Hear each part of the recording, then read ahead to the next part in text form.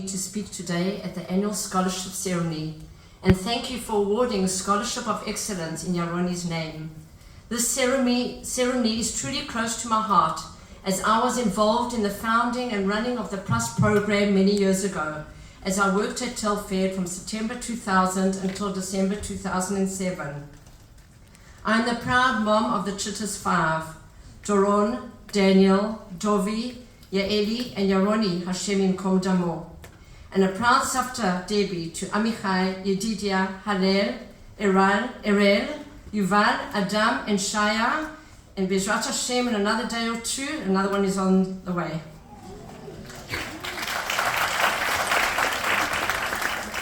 We live in Renana, and my crew grew up and was schooled in Renana. My kids also had the privilege of benefiting from the PRAS program, as I was a single mother. They were tutored and in turn also became tutors. I actually mentioned a story to Batya today, and she said I should share it with you. It's not written here.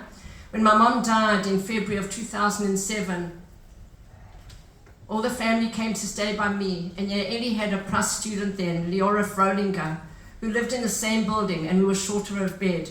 Yaeli slept in her apartment that whole week of the Shiva. So PRAS does the most amazing things. We never believed it would get to where it did. And wow, you guys are amazing.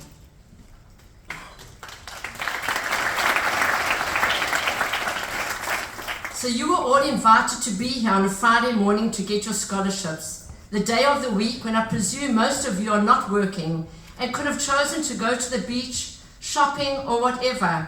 And now you have to be here. You may not be listening to our speeches, but you are here. As Sir McDavid says, show up, you showed up. And I say, what a privilege that you can be here on a Friday morning, just hanging out while war is still going on in our country. A privilege to carry on with mundane tasks, socialize with friends, while our precious soldiers are fighting so that we can all be here. Yaroni, on the only Shabbat that he came home during the war, said, "Wow, you guys in Renana are partying and drinking beers. Hard to believe that war is going on."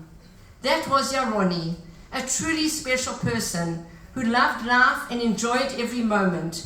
He lived life to the full and never put off for tomorrow what he could do on the same day. He would come home for weekends and use every minute. He never caught up on sleep. He caught up on life and living a life worth living for. He had the most amazing smile, and his presence was always felt when he walked into a room. He had friends from all orders, from all circles of life, and he was the glue that kept friendships strong and ongoing. He loved the simple things in life. He liked hiking and cooking, barbecuing, soccer. He loved playing it, and he loved watching Liverpool, as he was a crazy Liverpool supporter. He loved board games, reading, and the list goes on and on and on. He gave kavod to all around him. He helped his friends and soldiers alike. When friends were in need, he felt their pain, and in his quiet way would help them with whatever was necessary, whether to pay off debts or find a place to stay or just being there for them. He was the commander whom everybody liked. He could be stern with you and in the next moment would relax and smile. He never held a grudge. He was brought up with so much love and no conflict, yet he knew how to solve conflict. He was the only officer in our family, and we were also proud of him. His younger siblings looked up to him and marveled at the young man that he had become. Unfortunately, Yaroni's life was cut short on December the 26th, 2023, a week before his 24th birthday, while he was serving as deputy commander in the Shaked company of the Givati Brigade. He was killed in the north of Gaza. In his death, he saved his entire unit, as he was guarding on the top floor while the unit was on a lower floor getting instructions for the next day. The terrorists who came in from the roof saw Yaroni and shot him. Another two soldiers, Itai Bouton and Ephraim Yachman, were also killed in the same incident. The fourth soldier, Durrani, was severely wounded and is now back in the battlefield. Yaroni was killed instantly. In our crazy reality, I am grateful that he never suffered and that his body wasn't taken hostage. And yes, I have lots to be grateful for, and I continue to count my blessings. Life is short, and we should all be blessed to live a life worth living for.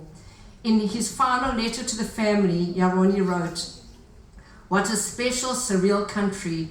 I feel privileged to take part in the country's defense, even if I'm always complaining that my backside aches from sitting in the Namer for 40 hours straight.